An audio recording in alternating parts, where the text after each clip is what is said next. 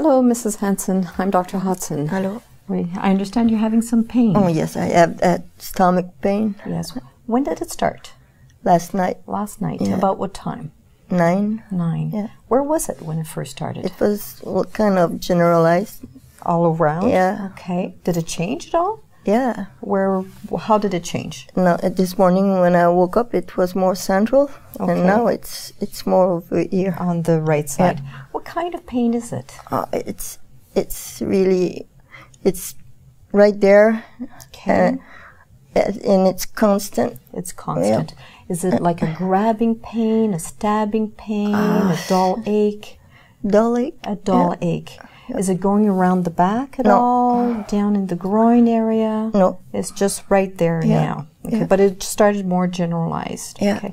On a scale of 1 to 10, last night, how bad was the pain? I would say a 2. A 2. Yeah. And now, what would you say? 7. A 7. Okay. When it first started, were you doing anything in particular? Did you lift something heavy? Did you twist? Was there any trauma? I was just looking at the TV. Okay. Yeah. All right. Through the night, did it wake you up? No, I slept. You were able to sleep? Yeah. Okay. Do you feel nauseated? This morning, This morning. Did you throw up? Yeah, an hour ago. An hour ago. Yeah. How's your appetite? Do you feel hungry? Do you want to eat? Oh, no. You don't, No. eh? Okay. Did you have any fever? I did not take it, but now I feel kind of feverish. You feel a bit feverish. Did you have any night sweats last night? No. No, or chills where you were shaking? No, but this morning, a This few hours morning you ago, it had. started. Yeah. Okay. Tell me about your bowel movements. When was the last one? Yesterday morning. Okay. Was it normal? Yeah. Yeah. Did you have a period of time in the last week or so where you were either constipated or had diarrhea? No. Have you recently noticed any blood in your stools? No. Or any black diarrhea stool? No. No. Are you having problems with bladder in terms of burning to urinate, having to get up at night to urinate? No. No. Have you seen any blood in your urine? No. No. Okay. Tell me about your periods. Do you still menstruate? No.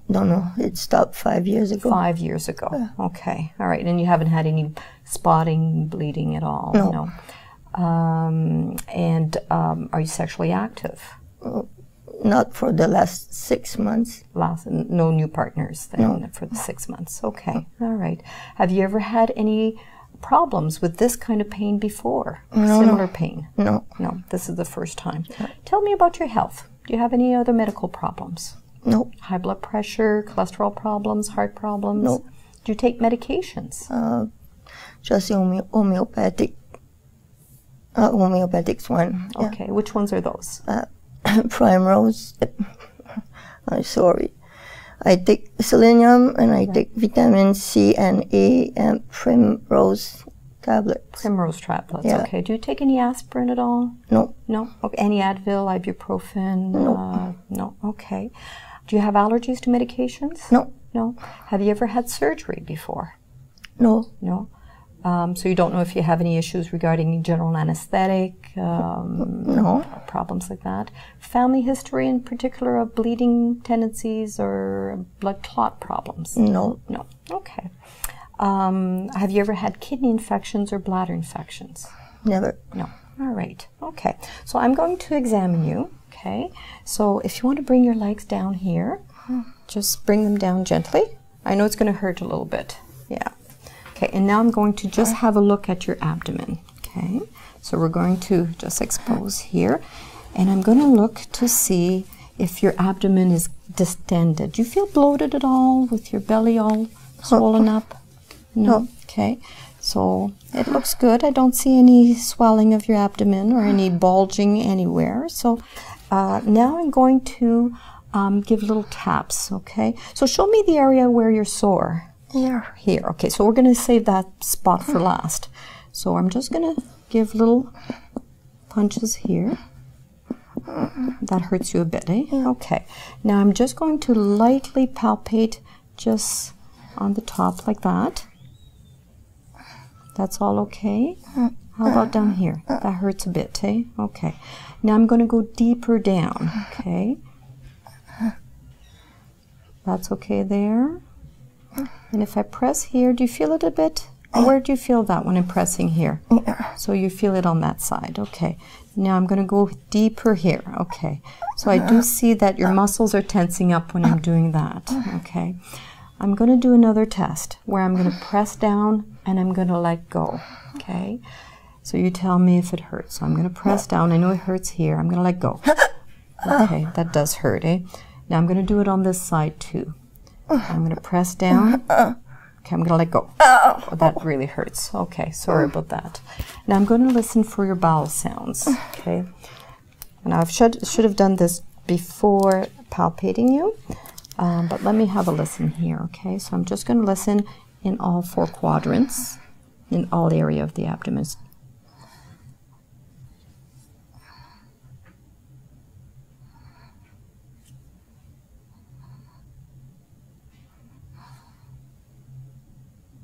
Very good. So your bowel sounds are okay.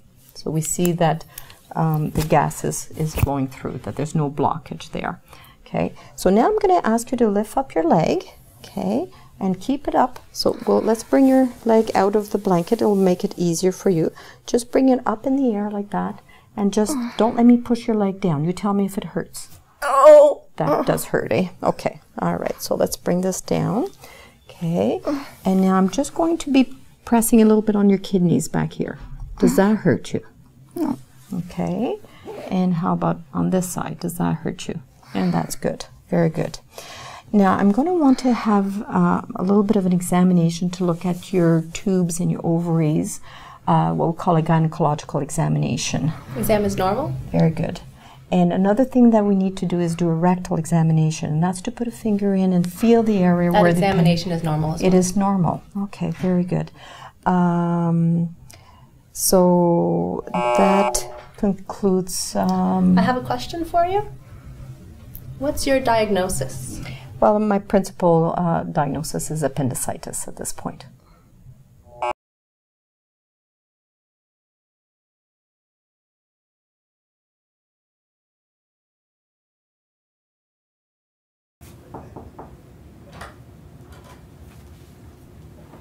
Hi, Mr. Feldman. How are you today? My leg's killing me. Okay, Mr. Feldman, I'd like to take a look at your leg now, if you don't mind. Sure. I'd like you to lie down, if you would, please. Okay.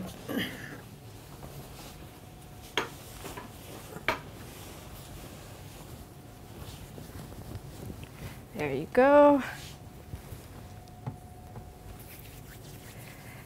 Based on what you've told me so far, I suspect you have a problem with the circulation in your leg and that the arterial blood flow might not be as good as it could be. And so I'd like to proceed to do an arterial circulation examination. I suspect the patient suffers from peripheral vascular disease, and so I would like to do an arterial circulation examination, beginning with the femoral pulse. Femoral pulses are normal bilaterally, no bruits heard. Please move on. Okay. Mr. Feldman, I'd now like to take a look at the pulse behind your knee. I just need to bend your knee a little bit, and you're going to feel me pushing behind it just like this as I look for the pulse. This one can be hard to find sometimes. So with the knee in a slightly flexed position, I'm assessing for popliteal pulse intensity bilaterally. Popliteal pulses are equal and normal bilaterally. I'd now like to proceed to do an evaluation of the peripheral circulation, and I will compare both sides. So with your leg nice and straight, I'm assessing for the posterior tibial pulse on both sides, as well as the dorsalis pedis. I feel both pulses present, equal and bilateral. I'd now like to move on and do another examination looking for some of the physical signs of vascular insufficiency, and this would include looking for changes in the skin, hair on his feet, his nails, as well as looking at dependent rubor and pallor on elevation. So Mr. Feldman, I'm just taking a look at your feet. I see that your skin looks normal. You have some hair, which is normal. You have a good capillary refill, which means that the circulation in the very small vessels of your feet is good. Now I'd like to proceed to special maneuvers, and this would include looking at pallor on elevation as well as dependent rubor. Mr. Feldman, I'm just going to lift your leg a little bit. Okay, you don't have to do anything, just relax. So normally I would maintain the leg in the air like this for about 2 minutes and be looking at the foot for pallor. A little bit of pallor is normal, but... Noted. You may move on. Okay, and now if I could have you sit up, Mr. Feldman, and just have your feet hang over the side of the bed for me. There you go. All right. Again, I would suspect that this would take a couple of minutes before I would see any redness. Are you okay? Thank you. Thank you.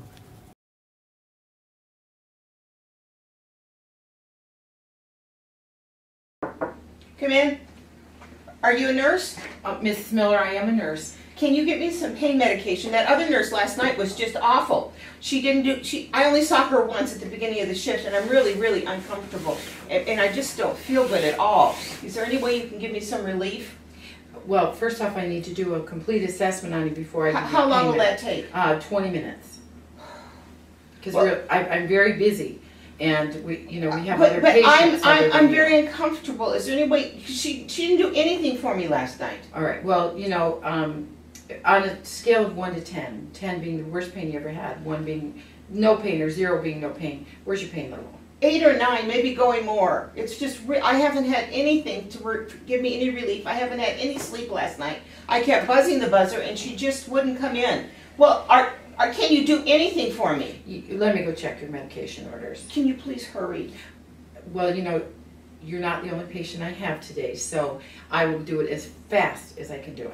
I hope so. All right, I'll be back. If not, I'm going to talk to your supervisor. Okay. Well, I don't think that's really necessary. It may be, I hope not. Okay, well, I will go check right now for your pain meds. I'll be back. Thank you.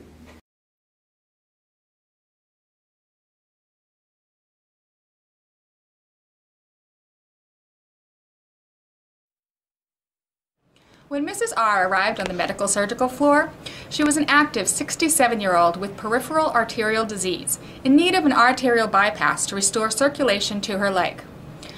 The pain in her left calf has been limiting her activities, especially her favorite pastime, gardening. Unfortunately, the graft became blocked 2 days after surgery. Now Mrs. R requires a below-the-knee amputation. Mrs. R is concerned about returning home after the surgery, as she is widowed and lives alone.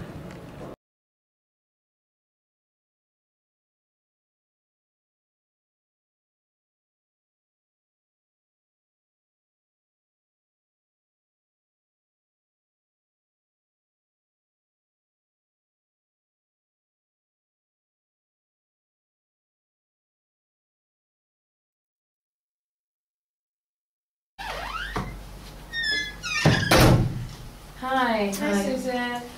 I'm Dr. Hakim. I'm the A&E reg around here. Hi. Okay.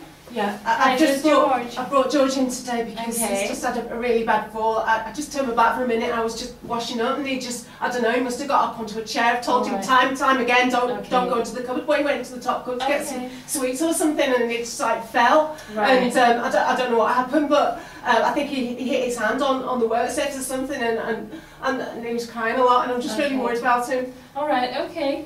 Well, I've had a look at the X-ray, Yeah. and there appears to be a broken bone Oh, God, yeah. in his wrist, but I've also examined him, and there are a couple of bruises that he has on his body. Yeah. So.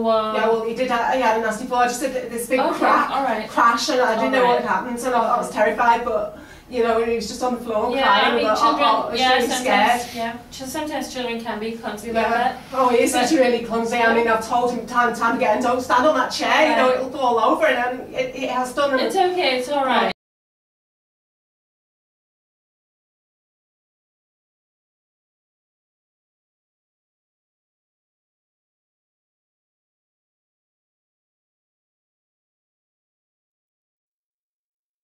Hi, it's Mr. and Mrs. Scott. Hi, yeah. Hi, I'm Chloe McCauley. I'm one of the baby doctors. Hi, nice to meet you. Congratulations. I understand you've just had your first baby, is that right? Yes. Yeah. Okay, how are you feeling?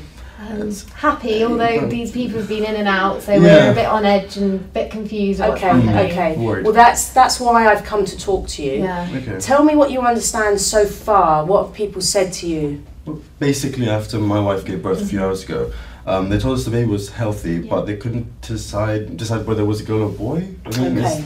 and no one really said anything, and they're just whispering, and Okay, okay. we're just confused. Okay, well, what you say is absolutely right, and I'm sorry that you feel confused, but sometimes at the beginning, things aren't clear, and we need a bit of time to sort things out.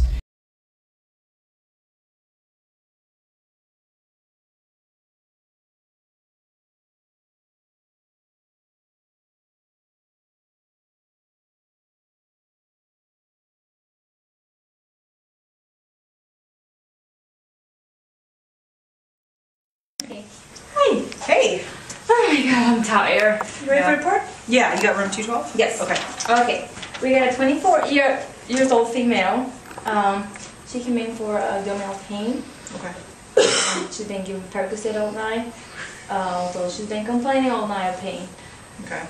Let me tell you, she's been busting that coli all night long, so be ready for that. One of those. I'm telling you, cranky pants, alright. Great. Don't have enough Okay, going so on. we give her Percocet, she keep complaining of it, of pain. We even give her morphine, but she's still complaining. I'm telling you, I'm so glad that I'm over turn it over to you. No, I get her. Okay. All right. I'll see what I can do for her. All right. All right. Thanks. Bye.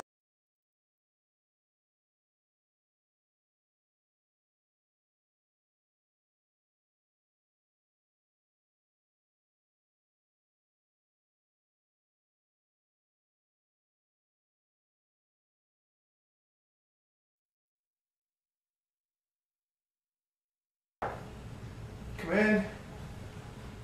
Hi, Mr. Smith. My name's Elizabeth. I'll be your CNA today. I've come to transfer you from your bed to your wheelchair. Is that okay with you? Yes. Great. Let me wash my hands. I'll be right back.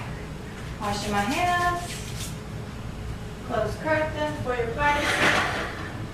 Gather equipment. Mr. Smith, I'm going to raise the head of your bed.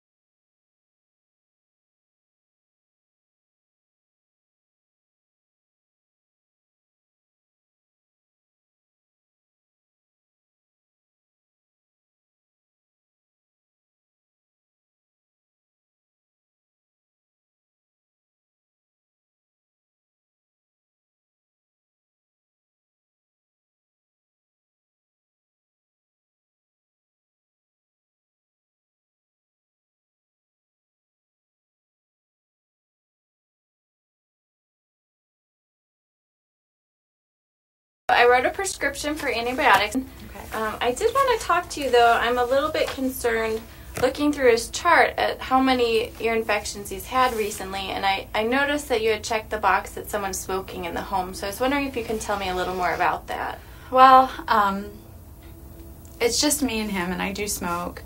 I try really hard not to smoke around him, but I've been smoking for 10 years, except when I was pregnant with him. But it's so stressful being a single mom and having a full-time job, and so it's just, that's why I started smoking again. You have a lot of things going on, and smoking's kind of a way to relax and de-stress. Yes, yeah. Some people have a glass of wine, I have a cigarette. Sure. And it sounds like you're trying not to smoke around him. Why did you make that decision? I know it's not good for him. I mean, I've read those things about ear infections and asthma and stuff, but other kids have ear infections and their parents don't smoke. So on the one hand, you're worried about how your smoking might be affecting him, and on the other hand, you're not so sure if it's really the smoking that's causing these problems. Right.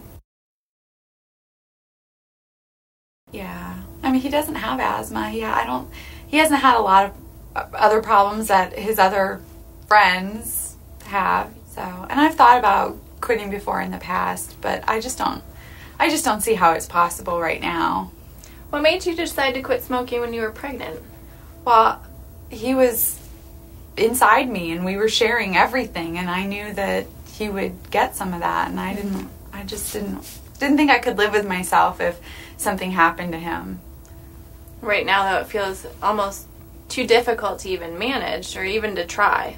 Yeah, exactly. How were you successful when you quit before? I don't know. I think about it now, I don't even know how I did it. I just did it. You know, I just couldn't imagine like him not being born or going into labor early and him having problems and stuff like that, all the stuff that they talk about with women who smoke. So that was just enough to say, okay, you know what, I'm not going to risk that.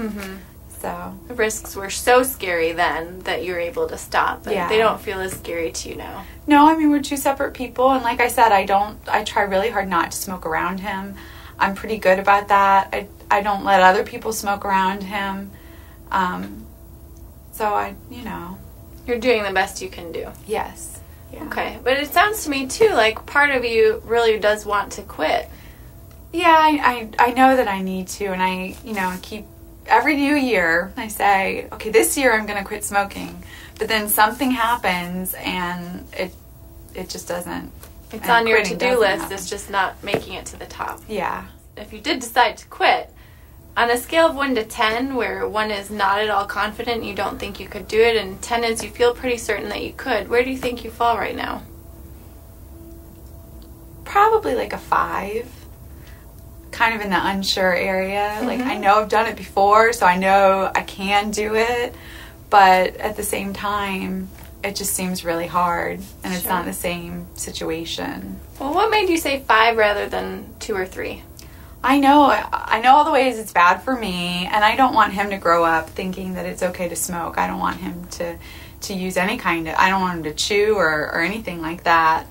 So I know I need to, especially before he gets old enough to understand what mommy's doing, but I just don't know if I can do it. Okay. So it sounds like you have a lot of reasons why you'd like to quit. You have been successful quitting in the past, and right now you're just feeling a little bit hesitant about your ability to do it. Yeah. Where do you think we should go from here? I don't know. I'd like some help. I just don't know what kind of help I need. Sure. So. Well, if you'd be interested, that's something I can definitely talk to you about. There are a lot of new options that can actually help people be way more successful in their attempt at quitting. There's different medications you can try. I don't like medicine. Okay. There's also a lot of support groups and classes that you can take where you have other people to go through it with you, and sometimes just having that support can be a big part of it, especially for people like you where smoking is such a stress reliever. That sounds nice, but I'm not sure if I have the time for all that. Sure. It feels like something that would take up a lot of time and maybe not fit into your life. I wonder if we could talk about some options that might fit into your life. That would be really nice. Okay, well, if you're willing, then we could set up another appointment where you could come in and we could talk more about that. I would like that. That would be great. Great. Thank you. Sure.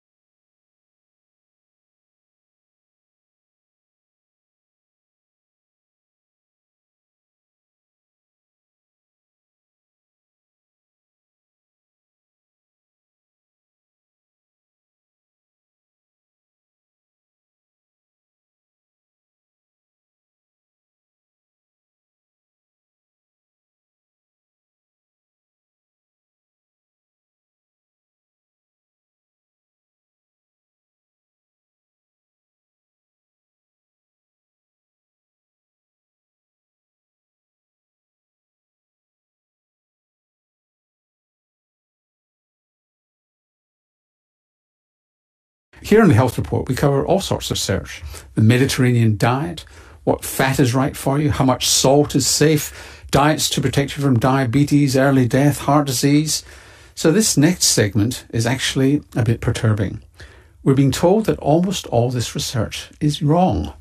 Yes, John Ioannidis is Professor of Medicine at Stanford University, and he says the scientific approach taken by nutritional researchers is nowhere near rigorous enough, and we have to go back to basics if we're to learn anything significant about how diets impact health. Thank you for inviting me. Now, we've had you on lots of times before, talking about various things and demolishing a few iconic areas of health and research. You're arguing that nutritional research needs radical reform. On what basis do you say that? Well, there's clearly a factory of papers being produced in nutrition epidemiology in particular that don't meet very high standards of credibility. The type of research that is being done in nutritional epidemiology, it's not an issue that there's bad scientists involved in it. You know, maybe excellent scientists are involved in it, but the odds of getting it right are extremely small. Let's look at that in a moment, but you quote in your paper some really bizarre conclusions that you might come to from if you'd believed past nutritional research. Do you want to just tell us some of those bizarre findings and their relation to either longevity or shortened lifespan?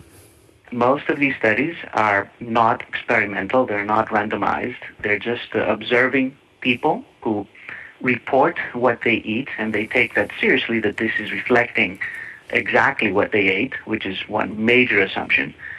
Second, people take these behaviors and these numbers as causal, which means that they look at the numbers and they translate them to an effect of these nutrients or of these foods on mortality.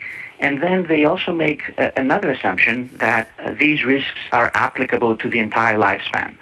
So then, let's take a number like 15% relative risk reduction in mortality or 15% increase in survival, which is the typical number that comes out of these studies. And this is the number that is the summary of all the data, for example, on what is the benefit with eating 12 hazelnuts a day. If you translate that to a gain in survival, you take 80 years, you multiply that by 15%. This looks like a 12-year gain in survival just by eating 12 hazelnuts a day, or literally one hazelnut a day would give you one more year of life as a benefit. It's a ridiculous calculation. It is not so, of course. Even if you believe that one of these foods or one of these nutrients or a couple of them may be important, it's impossible to believe that every single food, every single nutrient will have such tremendous benefits or such tremendous risks. So you get there because of there's multiple levels of unreliability. Is that what it is? That essentially the food diary is unreliable, they're not controlling for other factors such as education and other environmental factors properly, and they all conflate together to give you bizarre results? Is that what's going on? Exactly. It's a problem at multiple levels. It's an extremely difficult field to study. And it doesn't mean that observational studies, that epidemiological studies get it wrong all the time. In many other fields, the problems are much more straightforward. For example, we know for sure that smoking is killing zillions of people. It will kill 1 billion people in the next century unless we do something. But the effect of smoking is huge. The risk increases 20-fold if someone is smoking for getting lung cancer. But just to challenge you on that, whilst we're confident in smoking, why are we confident in smoking and not in coffee? Because there have been no randomized controlled trials of getting people to smoke and other people not to smoke. I mean, so that's still on observational studies, is it not? The major difference with smoking is that the effect is tremendous. We're talking, as I said, of a 20-fold increase in risk of lung cancer, 10-fold increase in cardiovascular disease. Many other diseases have tremendous increase in risk. For each single nutrient, each single things that we eat or drink, the effects, even if you take these studies literally, are much, much, much smaller. And based on what we know from some randomized trials that we have done, the effects are pretty much close to null, if not exactly null. I mean, it's very likely that they're exactly null, which means that it's a complete waste to even try to pursue them any further. What about... We cannot really use epidemiology to study a relative risk of 1.01. we can do it, study a relative risk of 20, which is what's the case for smoking. And just to dissect that out for people who don't know the statistics, is that 1.01 is, there's no effect, 1.01 is just tiny, whereas 20, an effect of 20 is 20 times the risk. So 1.01 is just a little bit over what would be normal and probably within normal limits. So what about eating patterns? I mean, you yourself have been involved in trials of the Mediterranean diet. So I think that eating patterns, in theory, might be able to get you a little bit of that complexity of all these nutrients interacting together. But even those are very difficult, if not impossible, to study within an observational context. Again, you have most of these problems operating. Number one, you need to ask people what type of eating pattern they're following, and responses may be accurate or very often may be very inaccurate, especially if you try to recall what you ate and tell what you're doing. Just try it to yourself and see whether that information would be reliable. The second problem is that you still have extreme complexity among all these nutrients. We have over 200,000 different foods that you can combine in different ways. There's no clear eating pattern that each one of us is following. We follow different eating patterns in different periods of our lives and different days even. And it also changes all the time. If you superimpose the way that we react to all of these chemicals that we digest, our metabolic profile, also our genetic profile might affect how we react. Circumstances, our environment, socioeconomic factors that dictate what we decide to eat or not eat, and what we do or don't do with our life at the same time. It's an extremely complex system.